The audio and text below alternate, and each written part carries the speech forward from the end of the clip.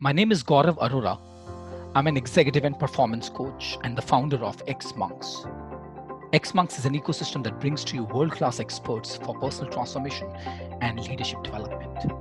And I'm your host for Coaching Matters.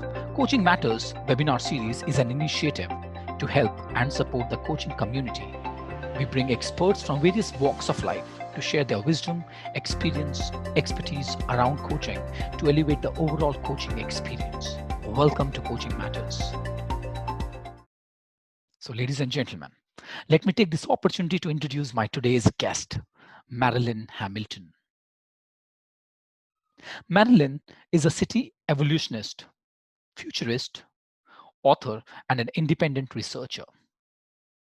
She's the founder of Integral City Meshworks, author of Integral City book series, and curator of Urban Hub 20 and Accelerating City Change in a VUCA World. She is committed to co-evolving human hives as Gaia's reflective organs. Thank you so much, Marilyn, for joining us in this conversation today. I'm delighted to be with you, Gaurav. You know, I have a teacher, her name is Marilyn, and you know Marilyn, even she's from Canada. So the Yes, name Marilyn has contributed a lot to my life. that's beautiful. Marilyn Atkinson. Yes, I Yes, know her from Vancouver. yes. You know, I often tell Marilyn that, Marilyn, if not for you, I would not have been where I am. So thank you so much. I'm actually telling you now. So thank you so much for this opportunity once again to sit in front of another Marilyn. So thank you so Mm. much, Marilyn, for joining us on this show. So how are you today? I am well. I'm located today in Findhorn, Scotland, and yeah, it's a beautiful early summer day. Hmm. And you shifted almost like a year back from Canada to Scotland, right? Yes, about 2.5 years ago, I Hmm. immigrated from Canada to Scotland. My grandmother was Scottish, Hmm. and my husband was too, and he passed away in 2017. So So both sorry. the current and ancestors drew me back to Scotland. Hmm. Yeah, it's always good to go back to your source. Yes. And yeah, yeah. So, Marilyn, tell me about your early childhood days and if you have any one memory that still brings smile on your face. Beautiful question. I had a very interesting upbringing. It was in the early years in Canada, and my father was in the museum field. So he actually developed museums across Canada. And Hmm. so I say that I've either visited or slept in most museums in Canada. He was a political historian. Hmm. And so he had this very broad, huge view of life and the world, both historically and geographically. Mm-hmm. And my mother was an early environmentalist. So she came from a farm near Edmonton, Alberta. Mm-hmm. So I have childhood memories of not only visiting all these museums, but my mother would be out in the fields and say, it's time to pick strawberries or it's time to hoe potatoes. And her father was actually a beekeeper. I didn't know what significance this would have in my life until many years later. But Yeah. when I look back, I really cherish my summer holidays because I would spend them sometimes on archaeological digs, others in museums, or others in the fields Mm-hmm. working with the soil and with the plants. So I have deep, loving connections with both my parents who gave me a legacy that seems to have flowed through me and come out into the interest that I have now with human habitats. Yes, yes, yes. And I can see the connection that you have, what you have learned as a child from those early childhood days and the kind of work that you are doing, the kind of purposeful life that you are living. And we are going to talk about that anyways. Yes, Yeah. my father and mother both really opened me up to multiple cultures, and they were both great hosts Hmm. of world visitors in my father's case. People would come from Scandinavia and talk about the Vikings, or Egypt and give me a scarab bracelet, or Mexico and talk about the history of corn. Hmm. And my mother, she would just serve very nutritious meals. Hmm. You know, Marilyn, I was talking about you with with few of my friends, and people have heard about you. People have read your books. But I'm very Mm. curious if they were to look at a day in the life of Marilyn Hamilton, how would you describe them? Well, it's interesting that you asked that question because my career has really involved working with the development of human systems. Mm-hmm. So, first of all, I became involved in individual development. Then I stepped into the whole field of leadership development. And then that naturally opened up into teams and organizations and even sectors. And then I became very interested in communities. And so, somewhere in that later trajectory, I noticed these human systems had patterns that kept repeating. Mm-hmm. So, because I was interested in optimizing the capacity of each of those human systems, Mm-hmm. I became aware that they had a sort of a maturation cycle that they all went through. Mm-hmm. And this woke me up to now starting to anticipate patterns. So I started to anticipate those kinds of developmental patterns in communities. And then I had a calling to look at the city. And at first I resisted the calling because I thought my husband, who was a civil engineer, he built cities. And I didn't think that was my work. But gradually I came to think, well, maybe I could look at a city as a human system. Mm. And once I did that, then I opened up a whole new way, what has become a new paradigm for Mm. the city. And I realized that by looking at the city, I also am looking at all those other human scales. So all of those different smaller scales, individuals, leaders, teams, Mm. organizations, Mm. communities, are all gathered together in the city, and the city itself is a whole. So that's how my career has gone, and that's how I got there. Yeah. Thank you. Thank you so much for sharing that. In fact, Marilyn, you have done a lot of work in the space of integral thinking, integral theory, and now you have written several books on integral city. Before we get further, I'm very curious to understand what is integral thinking and from where or from whom did you get the inspiration to get so deep in this work? That's a very good question, too. I would say, first of all, that I am a multi-lineage integralist. Mm-hmm. So integral really means being able to integrate, to think of the whole, to synthesize so that one can have a meta view. Mm-hmm. And I was introduced probably as I went back to school when I became very interested in looking at what really happens in the dynamics of communities. And when I went back to school, I got involved in the whole literature of complexity. And there I could see, oh, this is how cities and communities change and have such a dynamic interaction with all those different Mm-hmm. scales, individuals and collectives. And so when I went back to school, the case study that I used for my dissertation was the Berkana Community of Conversations that had been created by Meg Wheatley and her colleagues. Mm-hmm. And the Berkana Community of Conversations had a whole bunch of nested conversations. These were on listservs. It was before Facebook. Mm-hmm. And I needed a way to be able to have a meta-analysis of a 7-month-long conversation. Mm. And in order to do that, I discovered quite really through the university I was working with, Ken Wilber's work. So Mm. his early work on sex, ecology, and spirituality had the basic outline of what I call an integral view. Mm-hmm. So this integral view that I was first introduced to really has 4 quadrants. In the upper left-hand quadrant, one is looking at the individual internal. In the lower left quadrant, one is looking at the collective internal life. Okay. And if we move back up to the upper right-hand quadrant, we see the individual external, what's visible. Yeah. And the lower right quadrant has the collective external systems, infrastructures.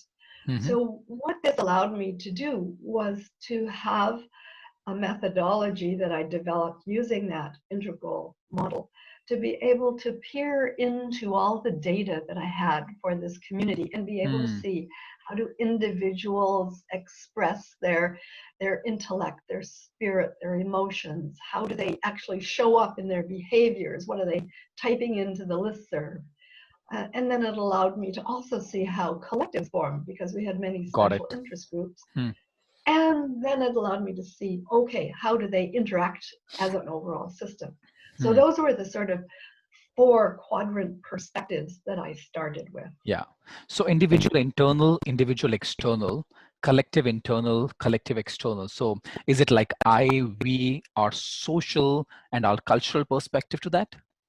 Yeah, that's beautiful. You've got it right away. So Mm-hmm. the left-hand quadrants are about I, Mm-hmm. individual, and we as a group, we, us, our.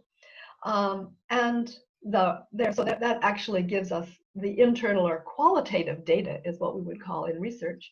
Mm-hmm. And then you might guess that the right-hand quadrants, that individual Mm. external and the collective external, they give us the quantitative data. We're used to collecting quantitative data Mm. and have many sources of that now. And Mm. most methodologies still keep looking at the quantitative external elements of what I'm interested in the city. Got it. But my approach integrally is to bring together both qualitative and quantitative, not only I and we, but it and its. Hmm. I, we, it, and its. That's it. So That's it. beautiful. So beautiful. You know, Marilyn, every theory, every subject that you pick up, you'll find that there are certain principles attached to that. So, what do you think are Mm-hmm. the basic principles attached to integral thinking? Well, I was interested in these four quadrants because they offer the principle of multi-perspectival views, Mm-hmm. so that reality is actually different in each of those quadrants. And I think that's a fundamental principle of integral thinking. Another fundamental principle is it's systemic. One must Mm-hmm. think in systems. And I would say another is that it's whole. So one is always looking at holons or whole Mm-hmm. systems.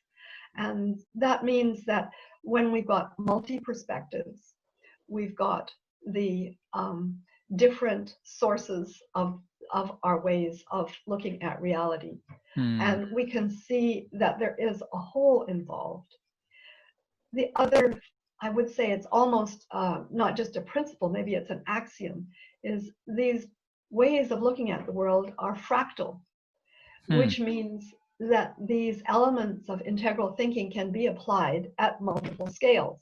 Hmm. So you remember that that's how my career proceeded through multiple scales of human systems. Hmm. And I realized I could use these principles to look at the individual, at Hmm. any size of collective or community, and the city as a whole. So I would say those are very powerful systemic and integral principles to be able to understand a system and not just work on it, not just work with it, but work as the system lives in you. Yeah. Yeah. Thank you. So, Madeline, you mentioned that you started doing work at the individual level and then at teams level. Then you worked with leadership teams, and that's where you transitioned from working with individuals to working with cities. I'm just wondering, how does the work that you're doing about integral thinking, how does that show up in real life, and how has it impacted you as an individual? Well, when we take a lot of times people will think these principles or aspects of integral thinking that I've just reviewed are too even reductionistic. But I would say that I have actually been called to look at them fairly early on as complex adaptive living systems. So they're not reductionistic, they're alive, they're Hmm. living, and they're also evolutionary. So when I encountered Ken Wilber's work, very shortly after I graduated with my dissertation intact, which I sent to him, he suggested that I follow up and look at the work of spiral dynamics and Don Hmm. Beck. So in spiral dynamics, we can see the evolutionary aspect of integral thinking, and we can see that it does not stay as one evolutionary aspect. It actually has a dynamic of growth to it. So we develop as individuals, and there's a great deal of research now about adult development. And Hmm. so that's one of those beautiful fractals that I look at those discoveries in individual adult development, and I ask myself, so how can I see that in teams? How can I apply that to organizations? How do organizations fit together in sectors? Hmm. So what I came to realize when I wrote my first book, which is called Integral City: Evolutionary Intelligences for the Human Hive, there's the living system is a human hive, and these intelligences are like we know for individuals, we have multiple intelligences. So there's much research done on that as well. And I felt if it's true that a city is a living system, it must actually demonstrate intelligences as a Hmm. living system. So every one of those chapters in the first book, there's 12 chapters, is focusing on what I looked at as the sciences and what I would call the early weak signals of where I could see this showing up in the world around me. Hmm. So I lived for a long time in British Columbia in Canada in a small city called Abbotsford. Mhm. And that became, I would say, my research bed. So when I wanted to try something on and test it and see if it worked, I would be working with one of the teams. It could have been with one of the police forces, or it might have been Hmm. with one of the credit unions. And I would notice how the teams work together. And gradually over time, as I came to see the different whole scales of right up to the city, I came to see Abbotsford in a very intimate way Hmm. of looking at how people interacted with one another. And finally, one big event that I did, work for a pro bono, which was a pre-Olympic sporting event, allowed me to see enough complexity. That was actually the event that sent me back to school to learn Yeah. enough about complexity to have the language, and then to discover the integral perspective, and then to start to see what do we know about our community anyway. Hmm. Thank you. In fact, I have a separate question about Abbotsford, Canada. I'll come there in a while. But before that, just for my understanding and for all the listeners who are trying to understand what is integral city for the first time, what is the relevance of integral cities in today's world? Well, there are a lot of other ways to look at cities. You Hmm. can pretty well open up the newspaper or listen to any broadcast or podcast, and cities are of great interest. In fact, the Rockefeller Foundation declared in the year 2000 that this was the century of the city. Hmm. And they were responsible for creating what became known as the resilient city. I think the resilient city relates kind of to the lower right-hand quadrant in the integral model. Hmm. A lot of people may have heard of the smart city, and this is a term that IBM coined, and I think it belongs more or less in the upper right-hand quadrant. So there are very strong indicators and systems in both smart and resilient cities. But this is all quantitative data. This is all external to the city. This Hmm. will tell us about gridlock. This will tell us about, the demographics of the city, that kind of thing. But what I think they're missing is what I call the qualitative internal life of the city. What is the consciousness and culture of the city? Hmm. So integral city bring consciousness and culture and transcends and includes the resilience and the smart city. So Hmm. together we have a much more clear picture of the city and really what's motivating its dynamics. And I really feel smart and resilient cities and any of the other labels that are given cities, that unless they include the consciousness and culture, they're not getting the full understanding of how cities are operating. Hmm. Now, Marilyn, what you just mentioned right now, where we are talking about consciousness, we are talking about bringing people together for the care of each other, right? Now, and also if I connect it with what you just mentioned, that a city is a living being. Mhm. In fact, while listening, while doing all the research, I was going through your several speeches that you have delivered in different conferences. I was listening to your interviews. Repetitively, you have mentioned that a city is a living being. Mhm. And I believe so is the earth, the Mother Yeah. Earth. Now, on one hand, look at what humankind, what human beings have done to this Mother Earth. How can we talk about having peaceful cities, How can we talk about bringing consciousness in cities when we ourselves are responsible for this disturbed earth today? What are your Mm, views on this? that's a really beautiful question. And you're echoing a statement that I heard from James Lovelock, who is the author of the Gaia hypothesis. And so when James Lovelock was being interviewed some years ago, and the interviewer said exactly what you just said now, I guess you don't have a very high opinion of humans with all that we have done to the earth. And James Lovelock said, on the contrary, humans are Gaia's reflective organs.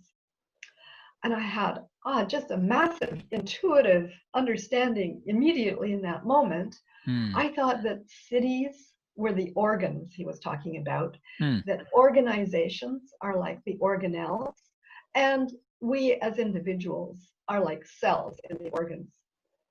So you're quite right, as Hmm. individuals, and as I would say, somewhat ignorant and young in the species of the human being, Hmm. we have not served Gaia very well at this point. Yeah. However, I do believe she has evolved us for a purpose. And one of the ways that I get encouragement is to look at other living systems. And you notice that all the titles of my books have not only Integral City in them, but Human Hive as well, to remind us that the human hive is our living system. And I draw that from biomimicry, from studying the honeybee. And the honeybees have been around for 100 million years. Yes. Maybe we've been around for 1 million years, depending on, whose numbers you're using. So we're still a very young species. Hmm. And one of my mentors is Elizabeth Sahtouris, who is an evolution biologist. So Elizabeth thinks about the cell as a city. I think about the city as a cell. Hmm. And we discovered that our work had a beautiful handshake to it. And she was the one that taught me about how young our species is. Hmm. And she also told me, lest we get discouraged with where we are, this has happened multiple times in the evolution of Earth herself, Mhm. that as a species arises in its early years, it is very competitive. So it causes a lot of damage to itself Okay. and its environment. And when we see that this species, in retrospect, we can look back, and the bees would be one of them, where they realize competition is not going to serve us well. We must become more cooperative and collaborative. And so Elizabeth is anticipating the human species is on that maturation cycle. And that's what really encourages me to really serve cities so that we can serve Gaia, so that we can serve the earth. I talk about not just integral cities, but also our eco-regions. Hmm. And I believe that cities must be responsible for their eco-regions, and Yeah. that we have a huge job now to bring us all back to health through the city's relationship with our eco-regions. Hmm. So beautiful. And I'm still living with when you mentioned that human beings are Gaia's reflective organs. Yes. And the question is, how much do you really reflect, not only for yourself, but as you mentioned about for cooperation and collaboration? Well, I actually, you live in India, and I was there last fall and went to Oroville, and I was very interested to go there because Oroville is based on the principles that Aurobindo and the mother Yes. created for human habitats. Hmm. And Aurobindo had the view that cities were living systems and that there was probably a right size for cities. Yeah. He also used a beautiful expression that he called akarma yoga. And some of my other spiritual guides also call us to live akarma yoga. And so, one of the ways that I've been able to think about what might be the key to new governance for cities as Hmm. living systems is the Master Code of Care. This might be called our ecological or living being principle. Hmm. And the Master Code of Care says we must care for ourselves Hmm. so we can care for each other, Okay. and together we can care for our places, our cities, and all together we can care for the planet. So So caring for beautiful. self, others, place, planet. There again, you have a fractal principle that Mm, rests on the necessity for us to cherish what we have been evolved as and to mm, cherish each other and our places and the planet. So mm, I do live that karma yoga. I try. And I actually set my intentions for the day through that karma yoga, and I review my completion of the day with, well, how did I do? mm, And so that is a way that I share with everyone, because this karma yoga can be practiced by every individual, every group, every mm. collective, and the whole city. Yeah. So one of my key takeaways for this is one, as you mentioned, karma yoga, and the second one is care for yourself, care for others, care for the place that you live in, the city that you're a part of, and care for the planet. If only Yes, we can live from all this master code, yes, the world would be a very different place. yes.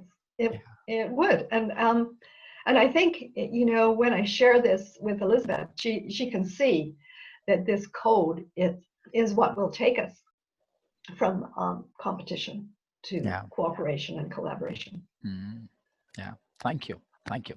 Now, let's bring all these concepts that we are talking about, let's bring it to the ground reality. And I know the kind of work that you have done at Abbotsford, Canada, right? So that you were talking about, and how the work that you did there helped the city to move from the murder capital of Canada to the youth leadership capital of Canada. Very curious to understand from you, Marilyn, um, what process did you follow and the impact that you created in that city? And how did your work help the human systems evolve and change? So thank you for noticing that project, which was sort of, I would say, a major project that I last did in Abbotsford.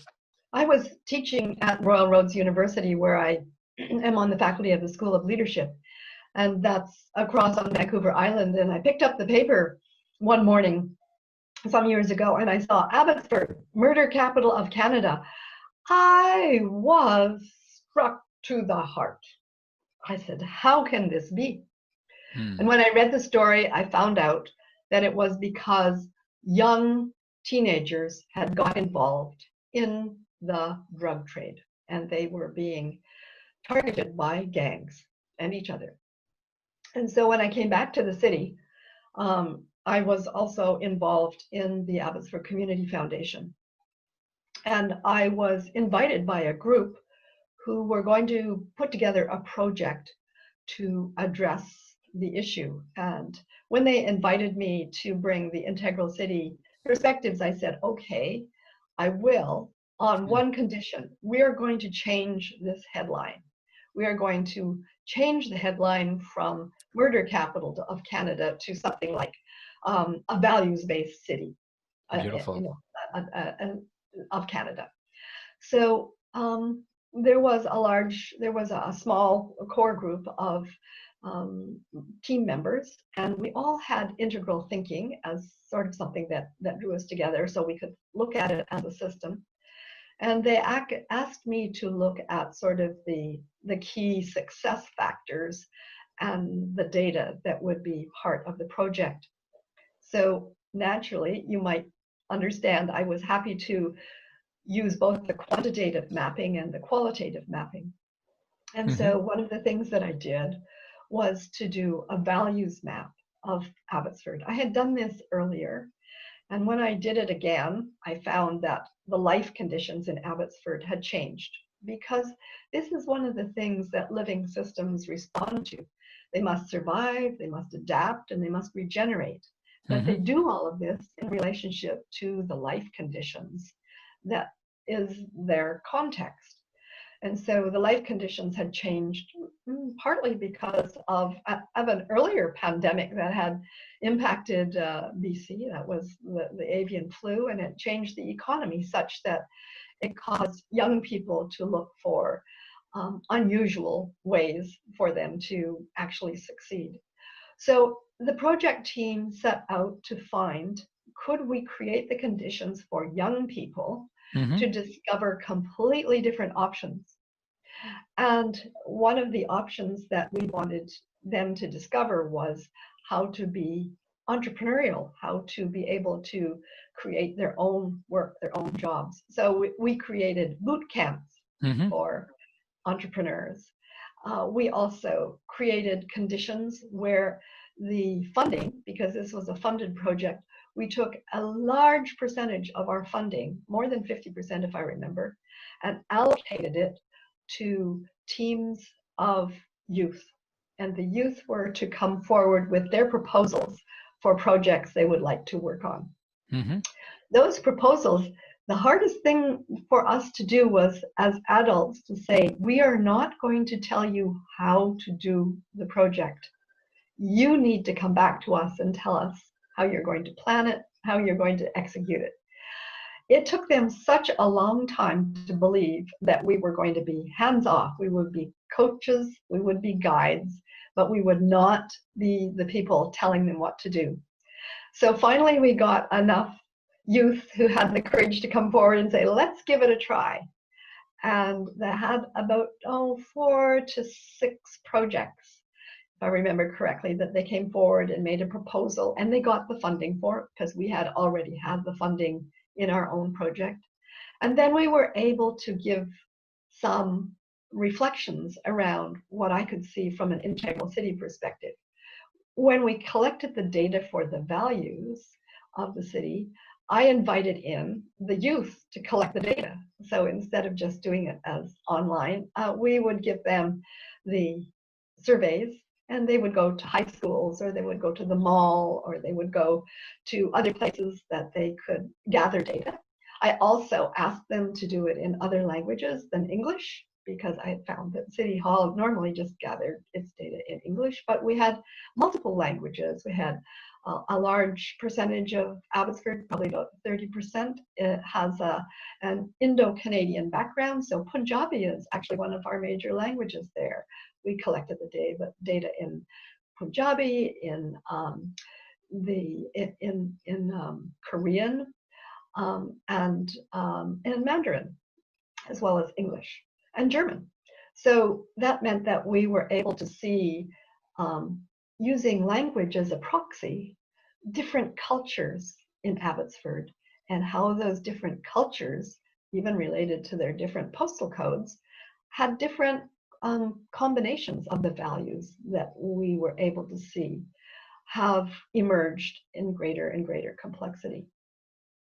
When we finished the project, we shared the data not only with the project teams and the city through, say, the community newspaper, but we went back to the city hall, we went to the police, we went to the fire chief, and they were able to say, oh, wow, this helps us understand why different neighborhoods respond differently to some of the initiatives that we want to take. This helps us even know what language to use when we're talking to youth about don't become part of gangs. So long story short, the name of the project was actually called Food for Thought.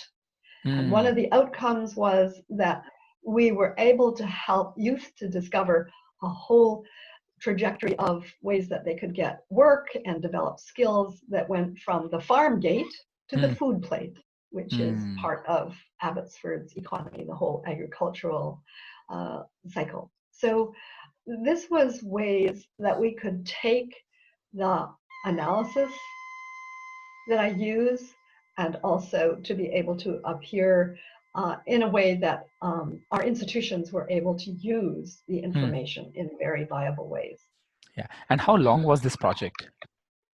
It took about, I'd say, 18 months.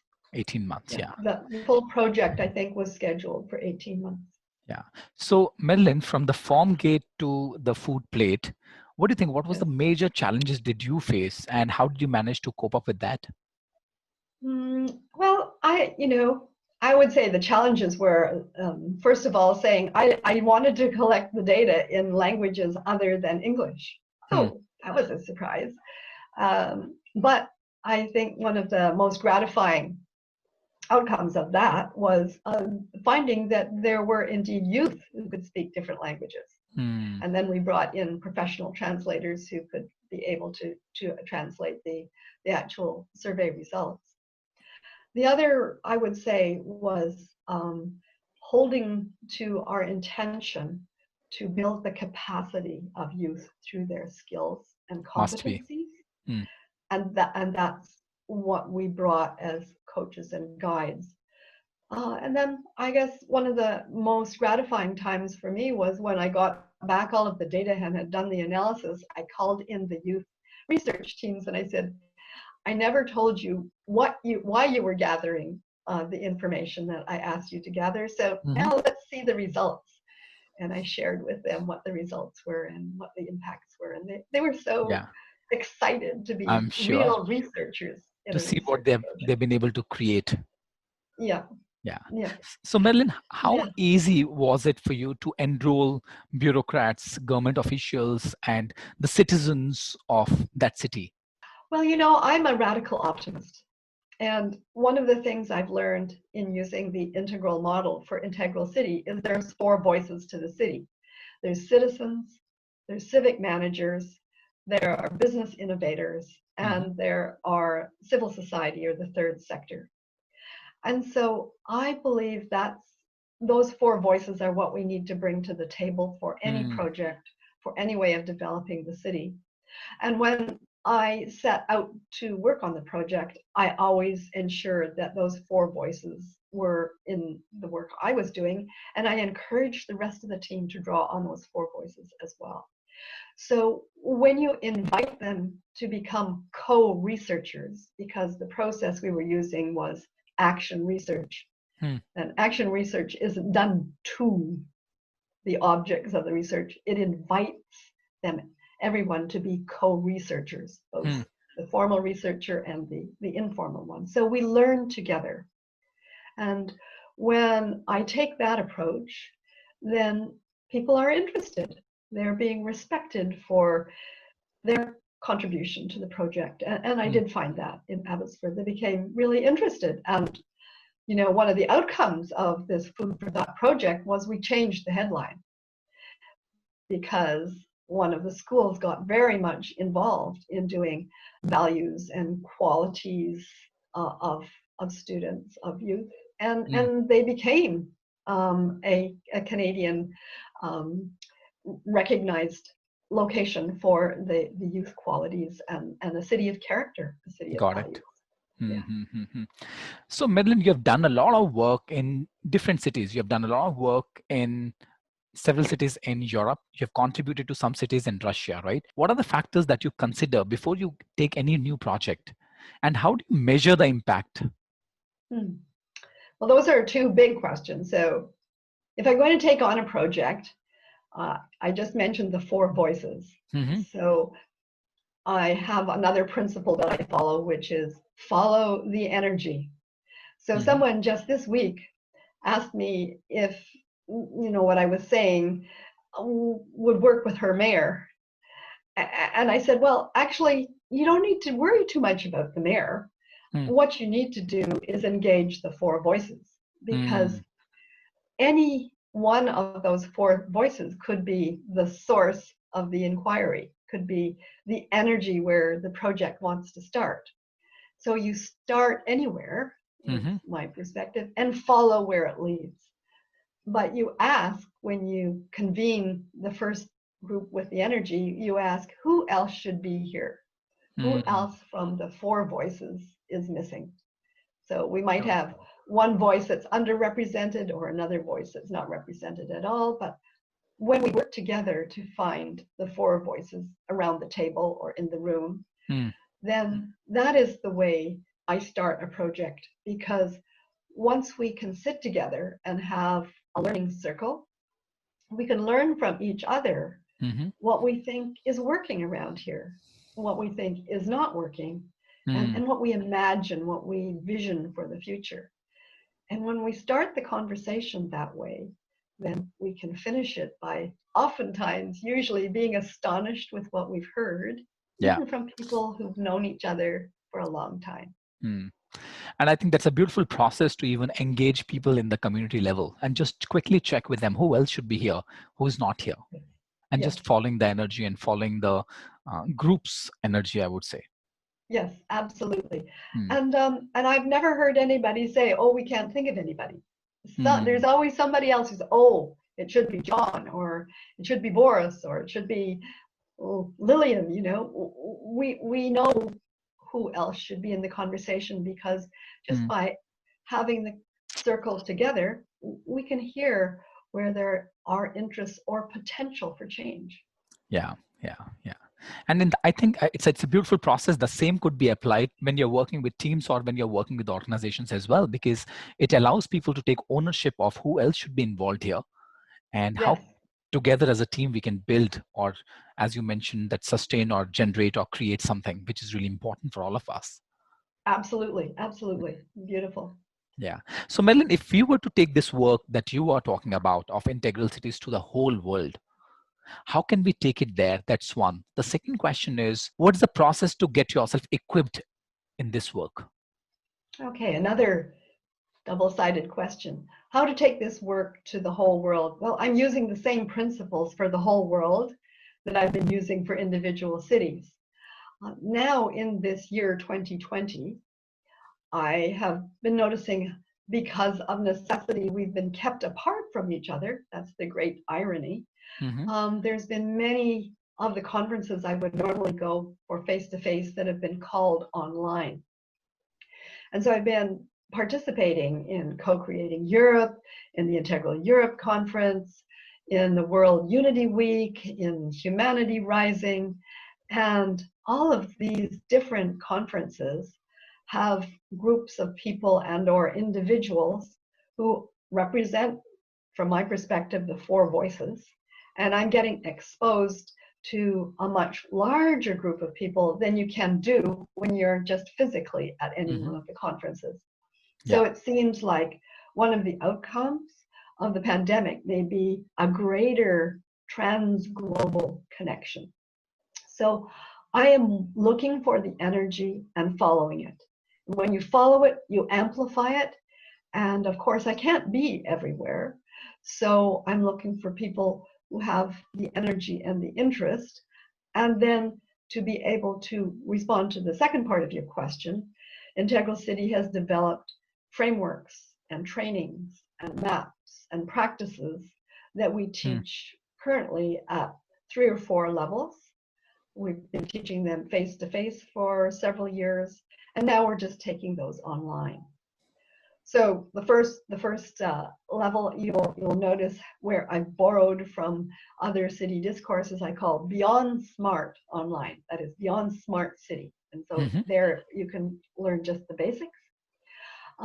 Then our next one is Beyond Resilient Online. So Beyond Resilient City. And here, not just to take the basics, but actually to Mm. see your own leadership, to find the maps in you. You're not on these maps, the maps are in you. And as Hmm. you discover the maps in you, then you can also discover how to respect connecting with others that you wish to be in your Mm. groups, in your circles, in your Mm. communities.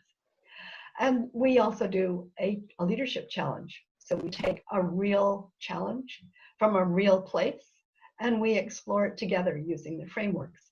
And then we're able to give back to the real host of the case study a recommendation from the group about how to proceed around the challenge. Then Beautiful. the third level of training I call Beyond Complexity. And really, I'm seeing this evolving as a co-learning opportunity. So graduates of the Beyond Resilient course will actually co-design how we put that course together to meet the needs that they have in their various communities, which right now go from Finland to Australia to India to Africa, all over Europe, Canada, USA. So we have a global reach that is like the little beginnings of communities where people are asking all these questions. Who else should be here Mm. locally in this region? Yeah, yeah. Thank you. So you mentioned beyond smart cities, beyond resilient cities, and then there's a leadership challenge, and then beyond complexities, and that's the complete curriculum that you have. Yes, so far. And of course, we have a very large website. And Yes. I do also, one of my colleagues, Beth Saunders, has a book called Nest City and a website called Nest City, where she works and applies these frameworks right into the actual workings of a city she lives in, Edmonton, and then around there. And she's doing like really nitty gritty, meaty projects like renewing mature neighborhoods or Mm.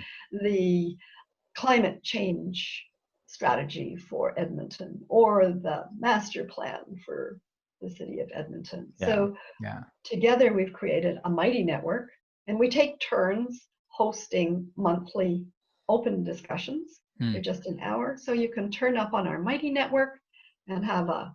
conversation hosted by Beth or a conversation hosted by me. And we're using Zoom breakout rooms, so there are opportunities for us to explore very currently what's going on and how do Yeah. we want to think about it. Yeah. Yeah. So there are a lot of avenues through which we can actually look at the kind of work that you're doing and how we can actually apply that in this part of the world. So thank you, Marilyn, for being so generous. And I've visited your website. It's absolutely stunning and very, very exhaustive. So I hope it's not the, exhausting. it's not. It's very, very intense. Once you get glued to your website, you would want to read more and the kind of good work that you are doing. And I personally found it very, very profound. And the first time when I visited your website, I realized how less I know. And the more I know about the kind of good work that you're doing, it has given me more inspiration to go out and explore this work. So, so Marilyn, if you were to give a piece of advice to your own 21-year-old self, what would that be? Ah, Marilyn, you're 21 today. You don't appreciate yet the incredible value of your upbringing and the gifts that your parents have given you, and all the people and ways in the world they've introduced you to. And I know, Marilyn, you're a very independent person, but what you're going to find in your career ahead of you is that life wants to use your curiosity and your respect for the world to unfold a very different way for people to be together. Hmm. And you are quite competitive at 21, but by the time you add a couple of decades, you'll find you've become much more cooperative and collaborative.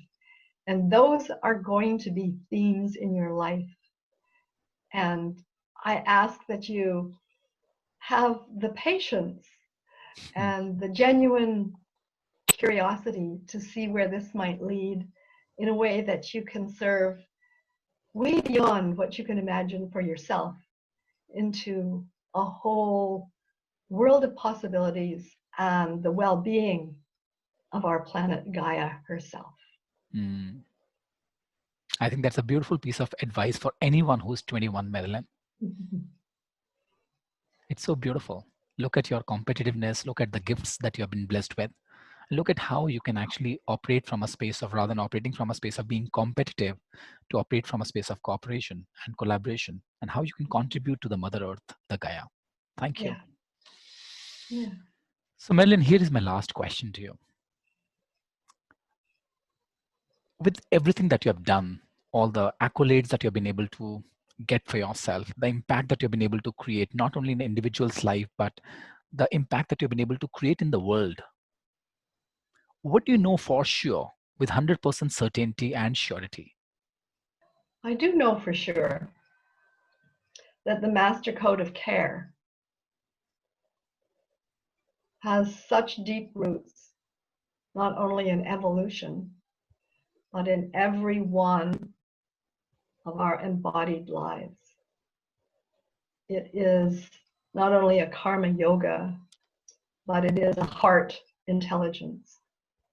And the heart is the first organ. that arises in the body. And from all that is where the care and compassion for self, others, place, and planet arise. That I know for sure.